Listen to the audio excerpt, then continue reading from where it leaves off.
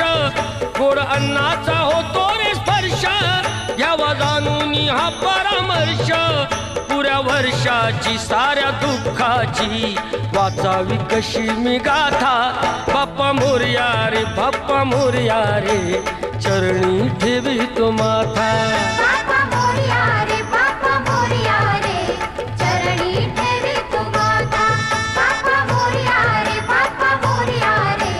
चरणी ठेवी तो माथा